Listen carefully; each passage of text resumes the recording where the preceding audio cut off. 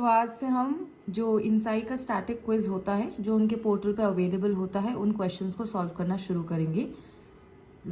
एक दिन पॉलिटी एक दिन ज्योग्राफी, और इसका मेन फोकस यही है कि ताकि हम ज़्यादा से ज़्यादा क्वेश्चंस को सॉल्व करना सीखें और जो नॉलेज है उसे इम्प्लीमेंट करना देखें और वर्ड प्ले को समझ पाएँ।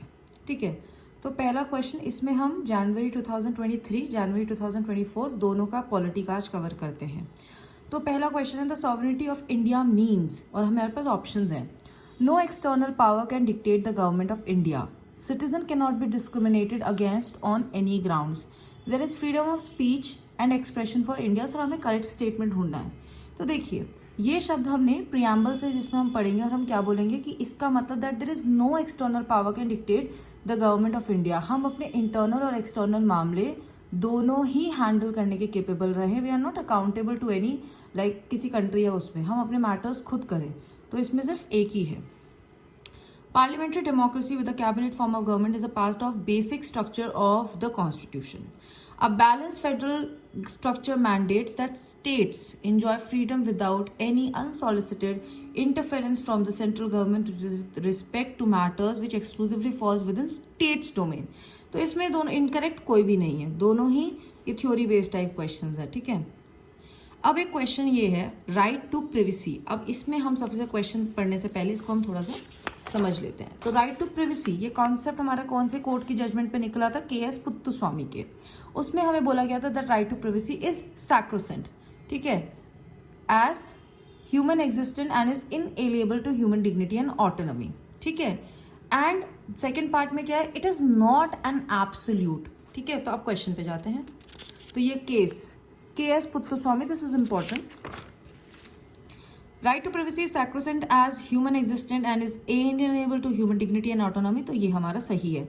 This is an absolute right? No. Any surveillance done on individual by the state is an infringement of that person's right to privacy. That is true. Any violation of right to privacy by the state in national interest has to follow procedure established by law. Now this term becomes very important. Procedure established by law. Moving on, we have any section of the citizens residing in the territory of India have a distinct language, script or culture of its own have the right to conserve the same. All minorities, whether based on religion or language, or have the right to establish, administer education institution of their choice. ये as it is language fundamental rights 29 और 30 respectively हमें दे दिया गया है. A special officer for linguistic minorities has been appointed by the president.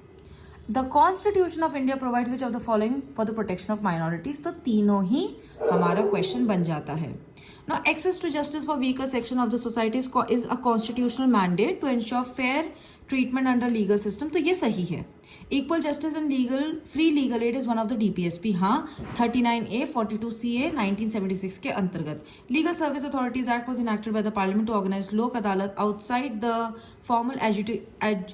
formal system to address the problems of crowded cases. तो इसमें तीनों ही correct हैं. सो अब हमारा दूसरा क्वेश्चन है पार्लियामेंट में by law regulate any matter connected to the election of president and vice president. और जो भी डाउट्स इन दोनों के इलेक्शंस आएंगे उसमें इलेक्शन कमीशन का डिसीजन फाइनल होगा.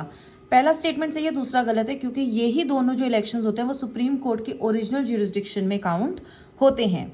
लेजिस्लेटिव पावर्स, और हाँ, जो पहला है कि अगर प्रेसिडेंट और वाइस प्रेसिडेंट का कोई भी इलेक्शन रिलेटेड मामला है तो उसे रेगुलेट कौन करेगा? पार्लियामेंट. ये सही है. Legislative powers of the president, he can send messages to the houses of the parliament with respect to the bill pending in the parliament. हाँ, ये सही है. He decides on the question as disqualification of the members of the parliament in consultation with the prime minister. नहीं, election commission. In the case of Puducherry, the president can legislate by making regulations only when assembly is suspended or dissolved. हाँ, यहाँ पे suspended और dissolved दोनों बहुत important term है and this is actually true.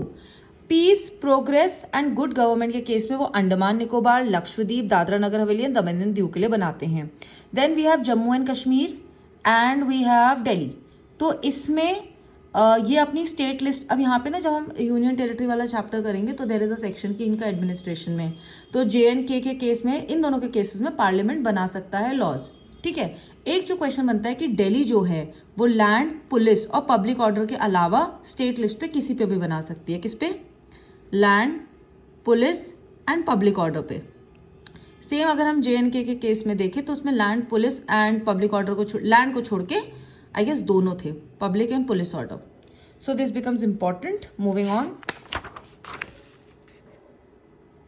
तो हमारा नेक्स्ट क्वेश्चन बन जाता है हाई कोर्ट से related. So all high courts in India have territorial jurisdiction confined to a single state. नहीं, ऐसा नहीं है. तो हमारे पास क्वेश्चन बन जाता है कि ऐसे कितने हाई कोर्ट है जिनकी एक स्टेट से ज़्यादा में जुरिस्डिक्शन है. तो सबसे बड़ी गुवाहाटी के पास है. असम, नागालैंड, मिजोरम एंड अरुणाचल. मणिपुर इसमें नहीं है. It has its own high court. Then you have Bombay and then you have Chandigarh high court. ठीक है, तो ये हमारा ये क्वेश्चन बन जाता है. Allahabad High Court is largest when it comes to the strength, working strength, and Guwahati is in largest in the terms of the jurisdiction. And we have total of 25 high courts, and which is the latest one? Do tell me in the comment section. Compulsory provisions of 73 CA. So fixing 5 years of tenure of a panchayat at all levels and holding fresh elections within 6 months in the event of suppression of any panchayat. This is true, and this is actually the compulsory one. And reservation of 1/3 of seats for the panchayat at all 3 levels for women. This is also the compulsory. While when we are talking about the granting the financial and powers and authority to panchayats, ये compulsory के अंतर्गत नहीं आता है. Now another question is Indian Constitution का federal feature. मतलब what are not the federal features of the Indian Constitution? So it is written and not easily amendable. ये हमारे लिए सही है. Equal representation of all states in Rajya Sabha. हमारे यहाँ पे इक्वल नहीं होता है. जैसे यूएस में हर जगह से 2 रिप्रेजेंटेशन आते हैं. नो, इट इज़ एक्चुअली हर स्टेट को उनकी पॉपुलेशन बेसिस होता है. State governments derive authority from the centre. No, वो डिराइव करती हैं कॉन्स्टिट्यूशन से. Moving on. It shall be the endeavour of every state and every local authority within the state to provide adequate facilities for instruction in the mother tongue at primary stage of education in children belonging to linguistic minority group. This is a very direct question, that is DPSP, outside the chapter of DPSP, and this is article 350A part 17. ठीक है. So इसमें क्या है? This is a fundamental right under part 3. नहीं. Provision made under an act of parliament. नहीं. Justiciable in court if not implemented. अब जब ये डीपीएसपी है तो जस्टिसिएबल तो हो ही नहीं सकता. अब आता है pardoning power of president.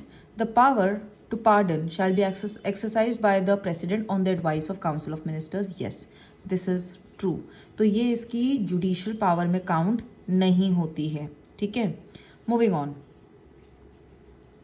The President can exercise these power in all cases where the punishment of the sentence is for offence against any law relating to the matter of executive power of the Union. ये सही है.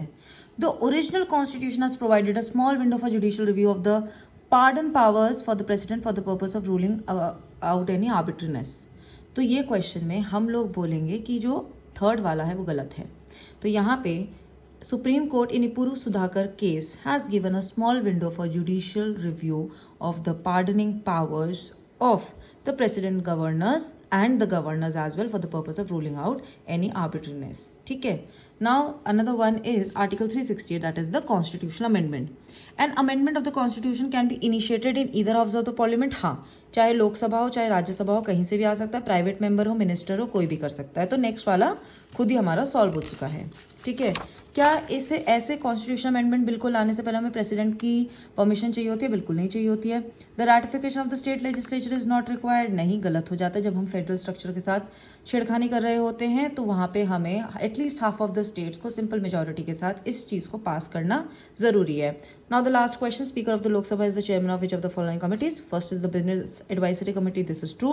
Rules committee. This is true. Committee on private members bill and resolution. नहीं. Committee on absence of members from sittings of the house. नहीं. तो यहाँ पे आज हमने जनवरी 2023 एंड 24 का पॉलिटी सेक्शन कवर कर लिया है. एंड द सोल पर्पस यही है कि हम क्वेश्चन सॉल्व करें. और जो कभी कभी क्वेश्चन आता है लेकिन गलती क्या हो जाती है, हम अपने मन में तो उसे सही पढ़ रहे होते हैं लेकिन करेक्ट में गलती कर देते हैं. या फिर कभी कभी ये होता है कि हम डू नॉट और या फिर नॉट, इन सब वर्ड्स को जल्दबाजी में या इस उसमें कि अरे यार ये क्वेश्चन ईजी और हमें तो आता है, हम उसे स्किप कर देते हैं. एंड समटाइम्स हम थ्योरी कितनी भी अच्छे पढ़ ले, क्वेश्चंस के ऑप्शंस जब हम गलत सही करते हैं तो वो ज़्यादा याद रहते हैं. So do like, share and subscribe. Thank you.